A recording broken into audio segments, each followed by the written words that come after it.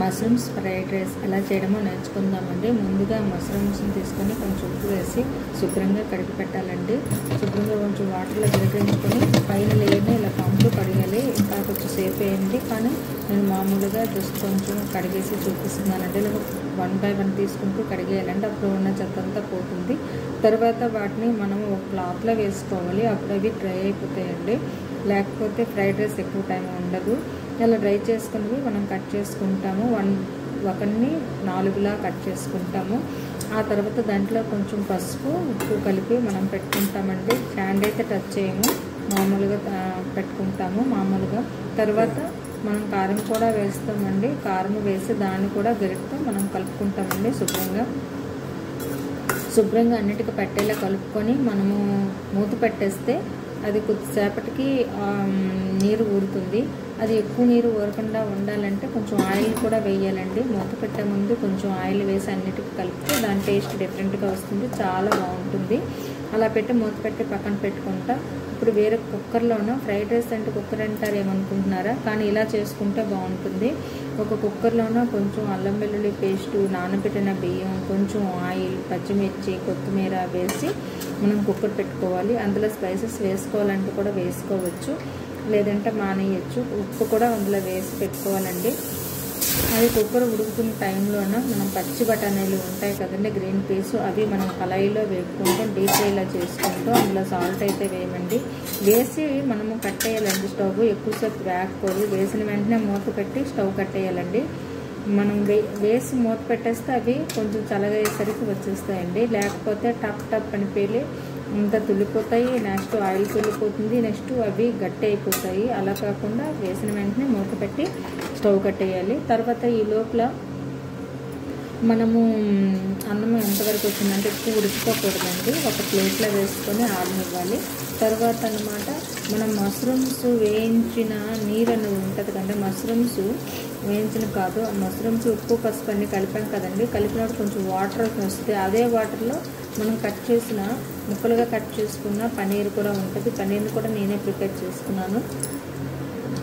ఈ పన్నీర్ని ముక్కలుగా కట్ చేస్తాం కదండి, అందులో వేసిస్తామండి. అందులో వేస్తే కొంచెము ఉప్పు పసుపు దీనికి కూడా పడతాయి. పెట్టుకునేవి ముందుగా మష్రూమ్స్ కంటే ముందుగా పన్నీర్ వేయించాలండి. ఎందుకంటే మష్రూమ్స్ వేయిస్తే అందులో పన్నీర్ ఇంకా ఇదే అయిపోతుంది, అందువల్ల ముందు పన్నీర్ని వేయిస్తాము.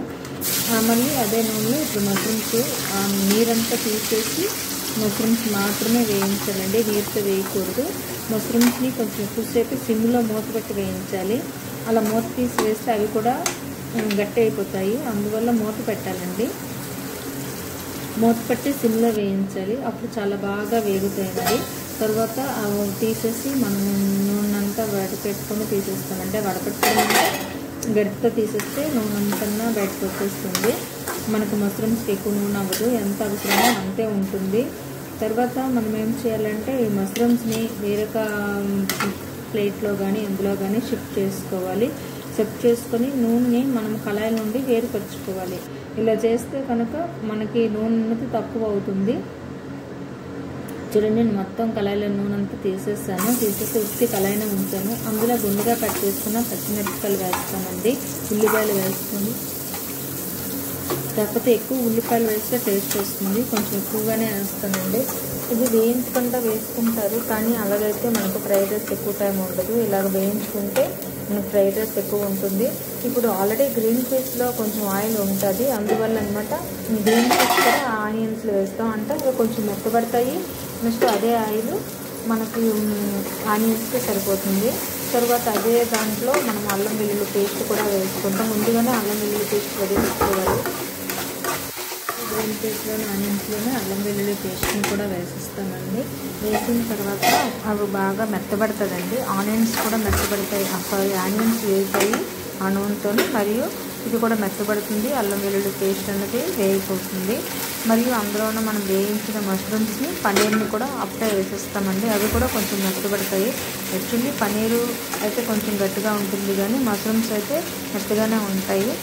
కానీ అన్నీ కలిపి మనం వేయించుకోవాలి. అంటే ఆల్రెడీ వేయించినవి మళ్ళీ ఒకసారి వేయించుకుంటే ఉప్పు పసుపు అన్నిటికీ చక్కగా పడుతుంది. మరియు ఫ్రైడ్ రైస్ ఎక్కువ టైం ఉంటుంది. కానీ ఇందులో స్పెషల్ ఏంటంటే క్యారెట్ని మాత్రం వేయించకూడదండి, పచ్చిగా వేయాలి, అయినా పాడవదు. ఎందుకంటే క్యారెట్ ఎక్కువ వేస్తే అది అంత టేస్టీగా ఉండదు, హెల్తీగా కూడా ఉండదు. సో మనం క్యారెట్ని మాత్రము ఎక్కువసేపు వేయించము, ముందు వేయించమండి, లాస్ట్లో కలుపుతాము.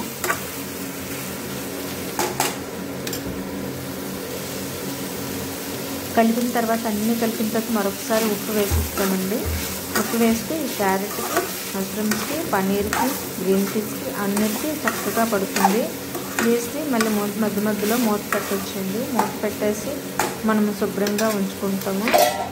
ఆ తర్వాత మనం ఏం చేయాలంటే మనం రైస్ని ఉంచుంది కదా, ఆ రైస్ని పొడిగా ఉందా లేదో చెక్ చేసుకుంటాం. ఈలోపు మూత పెట్టిన దాని మీద మళ్ళీ ధనియాలు, జీలకర్ర పౌడర్ ఒకసారి వేసిస్తామండి. మళ్ళీ కలుపుతాం, మళ్ళీ మూత పెడతాం. అలా 1 by 1 వేస్తూ మూత పెడుతూ ఉండాలండి. కొత్తిమీర ఉండేటప్పుడు కొత్తిమీర కూడా వేసుకుంటాం. మసాలా గుండ ఉంటే మసాలా గుండ, ఇందులో నేను 2 రకాల మసాలా గుండలు వేసాను. ఘాటుగా ఉండడానికి ఒకటి, ఎందుకంటే ఇందులో మనం స్పైసెస్ ఏమీ యాడ్ చేయలేదు కాబట్టి ఘాటుగా ఉండే మసాలా ఒకటి వేసాను, మళ్ళీ మామూలు మసాలా గుండ ఒకటి వేసాను. లాస్ట్లో కొత్తిమీర కట్ చేసిన కొత్తిమీరని కూడా నేను వేసేస్తానండి. వేసేసి కలిపాను శుభ్రంగా. కానీ మధ్య మధ్యలో మూత అనేది పెడుతుండాలి. ఆవిరి వచ్చేస్తుందని మీరు అనుకోవద్దు, ఎందుకంటే మనం క్యారెట్ అన్నది రా క్యారెట్ వేస్తాం కాబట్టి మధ్య మధ్యలో మూత పెట్టాలి. దాన్ని నిమ్ముకుంటుంది, బాగుంటుంది ఫ్లేవర్ అంతన్నా. ఇగోండి మళ్ళీ వేరే మసాలా గుండ. ఇంకా అలా మసాలా గుండలు 2-3 రకాలు వేస్తాను, ఎందుకంటే ఫ్రైడ్ రైస్కి మనము అన్ని రకాలు కలిసిన టేస్ట్ ఉంటే డిఫరెంట్ టేస్ట్ వస్తుంది, ఫ్లేవర్ బాగుంటుంది. అందువల్ల అంటే నేను చికెన్కి వేరేగా, మటన్కి వేరేగా, టమాటాకి వేరేగా కట్టుకుంటాను కదండి. అలాగా నేను మటన్ టైప్ది, చికెన్ టైప్ది 2 మసాలాలు వేసాను, ధనియాల జీలకర్ర పౌడర్ వేస్తాను. ఇప్పుడు రైస్ పెట్టాను కదండి, అది పైనుండి ఇలా ఇప్పుడు నేను తీసే విధంగా తీయాలి, లేకపోతే మెత్తని వస్తే ముద్దగా అయిపోతుంది. అందువల్ల ఒక కళాయిలో ఒక పక్కకి అది జరిపి అందులో మనం రైస్ వేస్తాము. పై నుండి లేయర్గా తీసుకుంటే బాగుంటుంది. వేసి కళాయిలో కలుపుకోవాలనండి. శుభ్రంగా మళ్ళీ ఇంకో పక్క నుండి వేయాలి, తర్వాత ఇంకో పక్క అలా వేసుకుంటూ వెళ్తే కళాయి నిండా అయిపోయినా మనకి చక్కగా కలుస్తుంది. ఇంకా సాల్ట్ ఏమైనా చాలకపోతే వేసుకుంటాం. మసాలా గుండ మళ్ళీ వేయాలంటే కొంచెం వేసుకుంటాం. చాలా టేస్టీగా ఉంటుంది, చాలా రుచిగా ఉంటుంది. కొంతమంది అయితే నిమ్మరసం లాస్ట్లో వేస్తారండి, నేనైతే వేయను. నిమ్మరసం అన్నది కొంచెం పులుపుదనం వస్తుంది కదా, కొంతమంది చేదు వస్తుంది అంటారని నేను నిమ్మరసం వేయనండి. నిమ్మరసం వేస్తే కూడా బాగానే ఉంటుంది. మీరు ఒకసారి ట్రై చేయండి. ఇది కలిపేటప్పుడు కూడా జాగ్రత్తగా కలుపుకోవాలి, కింద పడకుండా. కళాయిలో కదా కొంచెం ఎక్కువగా అనిపిస్తుంది, తక్కువైతే కళాయిలో కనిపిస్తుంది. లేదా వేరే పాత్రలోన ప్లేట్లను అందులోనే సరే వేసుకొని మనం కలుపుకోవచ్చండి. చూడండి కొంచెం కొంచెం తీసి నేను ప్లేట్లో వేసాను. చక్కగా కలపడంలోనే ఉంటుందండి. మసాలా గుండ మళ్ళీ కావాలంటే కొద్దిగా వేసుకోవచ్చు. సాల్ట్ మాత్రము రైస్ వేసాక మళ్ళీ కొంచెం సాల్ట్ వేయాలి, ఎందుకంటే ముందు మనం రైస్లో ఉడికించేటప్పుడు వేసాము, కానీ మళ్ళీ వేస్తే బాగుంటుంది. ఎందుకంటే నేను మళ్ళీ మసాలా గుండ మరి కొంచెం వేసాను. ఇప్పుడు లాస్ట్లో ఏ మసాలా వేసానంటే చికెన్ మసాలా ఇంట్లో ప్రిపేర్ చేసుకొని వేసాను. చాలా టేస్టీగా ఉంటుంది. మీరు కూడా